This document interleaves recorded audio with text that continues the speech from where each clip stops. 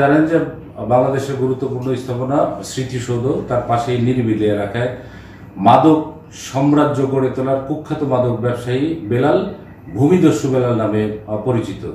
এই বেলালের নামে খুন, ছিনতাই, মাদক, ধর্ষণ, চুরি সহ বিভিন্ন মামলা বাংলাদেশের বিভিন্ন থানায় চলমান। তার মধ্যে এই বেলাল একটি মাদক মামলায় যাবজ্জীবন কারাদণ্ডের আসামি।